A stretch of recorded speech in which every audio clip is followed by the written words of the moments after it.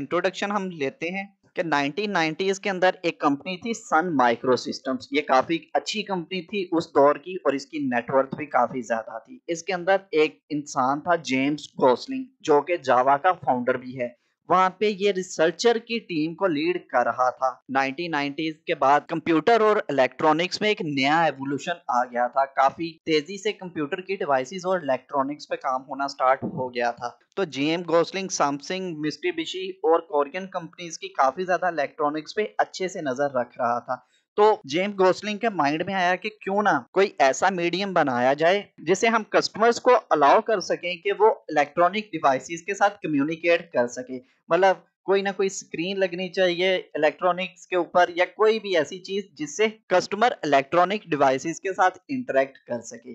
तो 1991 में इस प्रोजेक्ट को जेम्स गोसलिंग की कमांड में स्टार्ट कर दिया गया। जब जावा को स्टार्ट किया गया तो इस प्रोजेक्ट का नाम ओक था। सन माइक्रो सिस्टम्स के ऑफिस के बाहर एक पेड़ लगा हुआ था, एक पौधा लगा हुआ था जिसका नाम ओक था। तो सिंपली उसी पेड़ के नाम पे, उसी पौधे के नाम पे, उसी प्लांट के नाम पे इस प्रोजेक्ट का नाम रख दिया गया। उस टाइम गोसलिंग का गोल था कि वर्चुअल मशीन के ऊपर कोई ना कोई फंक्शनैलिटी परफॉर्म की जाए।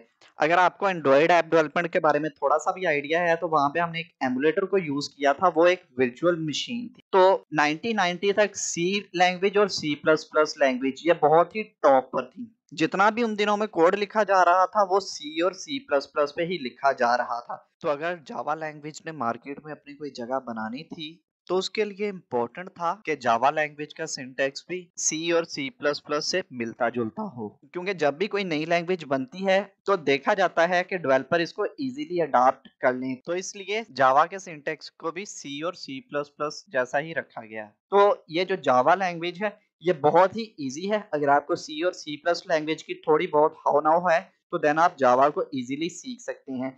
तो जावा का जो फर्स्ट वर्जन था वो 1995 में रिलीज हो गया था। तो यहाँ पे भी आप देख सकते हैं अभी जो मैंने आपको बात बताई वही सेम चीज लिखी हुई है कि जावा को जब डिजाइन किया गया तो इसकी लुक एंड फील बिल्कुल C++ तरह की थी और इसके अंदर ऑब्जेक्ट ओरिएंटेड प्रोग्रामिंग मॉडल को यूज किया गया था। ऑब्जेक्ट ओरिएंटेड के बारे में आगे जा करके हम डिटेल से सीखेंगे, लेकिन यहाँ पे मैं आपको ऑब्जेक्ट ओरिएंटेड के बारे में बता दूं कि अगर हमने 10 लाइन का कोड एक बार लिख लिया है तो उसी कोड को हम बार बार यूज करते रहेंगे, तो इससे हमारा काफी ज्यादा टाइम सेव हो जाता है। जावा कंप्लीट एप्लीकेशन को बनाने के लिए यूज होती है जो कि सिंपली एक कंप्यूटर पे भी यूज हो सकती है और सेम एप्लीकेशन अगर आप सर्वर साइड पे रख देते हैं तो बाकी जितने भी क्लाइंट्स है वो उस ऐप को यूज कर सकते हैं। जावा के अंदर इतनी पावर है। तो जब जावा बनी तो इसके 5 इंपॉर्टेंट गोल थे। ये बेसिक गोल थे।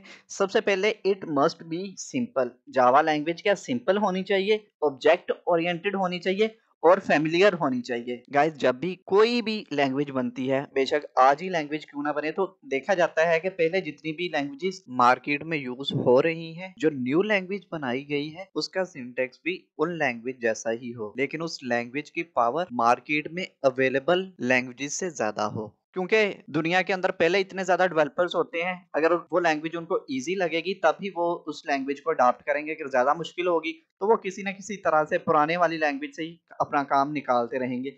तो जावा बहुत ही सिंपल है और ऑब्जेक्ट ओरिएंटेड है, मतलब जावा के कोड को हम बार बार यूज कर सकते हैं और जावा का सिंटैक्स ऑलमोस्ट सी और C++ से मिलता जुलता है। देन यहाँ पे ये फीचर आप देखिएगा रोबस्ट, ये गेम चेंजर था जावा के अंदर। सी और C++ के अंदर गार्बेज कलेक्शन का बहुत ही प्रॉब्लम था, लेकिन जावा के अंदर स्ट्रॉन्ग मेमोरी मैनेजमेंट है। जावा प्रोग्राम के अंदर ऑटोमेटिक गार्बेज कलेक्शन हो जाता है क्योंकि जावा का कोड JVM पे रन होता है। तो जावा का कोड JVM पे रन होने की वजह से जावा एप्लीकेशन के अंदर जो जो ऑब्जेक्ट्स यूज नहीं हो रहे होते वो ऑटोमेटिक ही रिमूव हो जाते हैं। इससे पहले तक C++ के अंदर हम खुद से मेमोरी को मैनेज करते थे।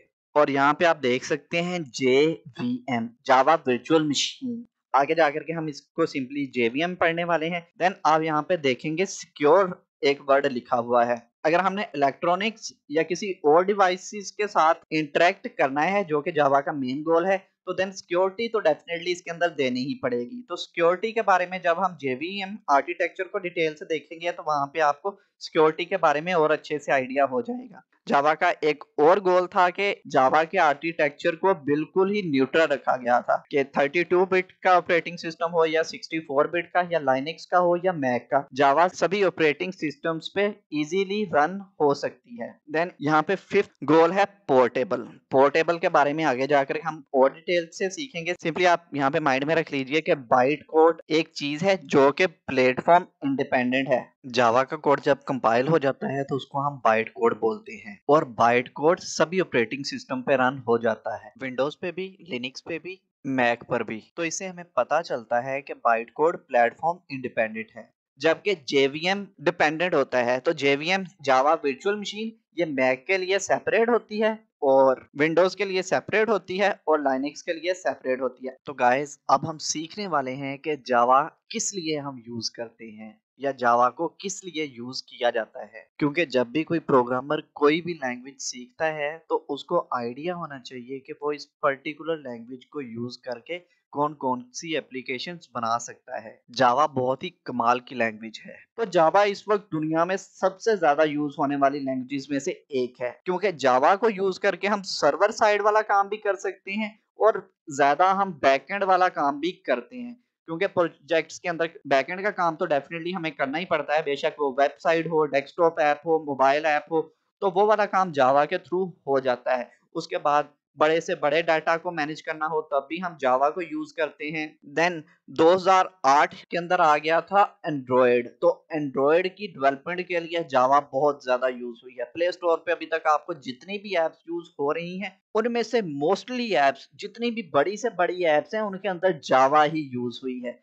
तो जावा को यूज करके हम डेस्कटॉप एप्स पे भी काम कर सकते हैं, मोबाइल की कंप्यूटिंग पे काम भी कर सकते हैं और जावा को यूज करके आप गेम्स को भी डेवलप कर सकते हैं और कैलकुलेटिंग वाला काम जितना भी है, मेमोरी को मैनेज करने वाला काम, वो भी जावा के थ्रू आप कर सकते हैं। तो जावा को यूज करके 9515 कंपनीज ने रिपोर्ट किया है कि उनके टेक स्टैक के अंदर जावा यूज हुई है। तो यहाँ पे कुछ बड़ी बड़ी कंपनीज हैं जिनमें उबर है, एयरबीएनबी है, गूगल है, पेंट्रेस्ट है, नेटफ्लिक्स है, इंस्टाग्राम है, स्पॉटिफाई है और अमेजोन है।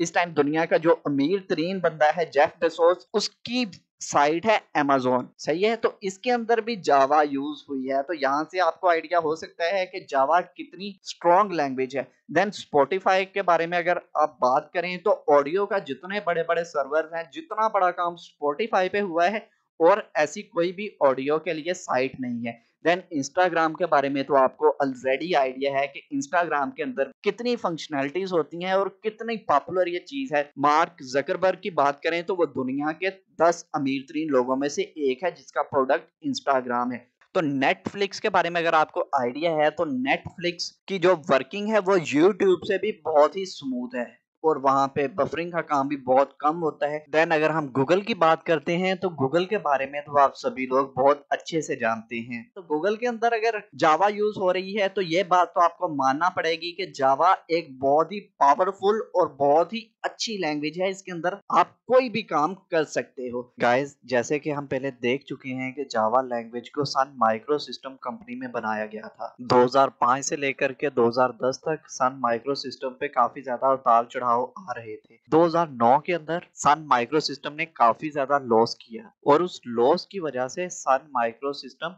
सोल्ड आउट हो गई। तो सन माइक्रो सिस्टम को 2010 में ओरेकल ने बाय कर लिया था। तब से जावा ओरेकल का प्रोडक्ट हो गया है। और अब यहाँ पे आप देखिएगा कि यहाँ पे मैंने कुछ लिंक्स डाल दिए हैं। जेवीएम को अगर आपने डिटेल के साथ देखना है तो इस लिंक पे आप क्लिक कर सकते हैं। जावा इज पोर्टेबल, यहाँ पे एक वर्ड आया था जावा इज पोर्टेबल, यहाँ पे मैंने आपको सिंपली बता दिया था। अगर आपको इसकी और डिटेल चाहिए तो आप इस लिंक पे क्लिक कर सकते हैं। और जेम गोसलिंग जो कि जावा का फाउंडर है, जावा का बाप है, अगर आप इसका इंटरव्यू देखना चाहते हैं कि जावा क्यों बनी तो आप इस लिंक पे क्लिक कर सकते हैं।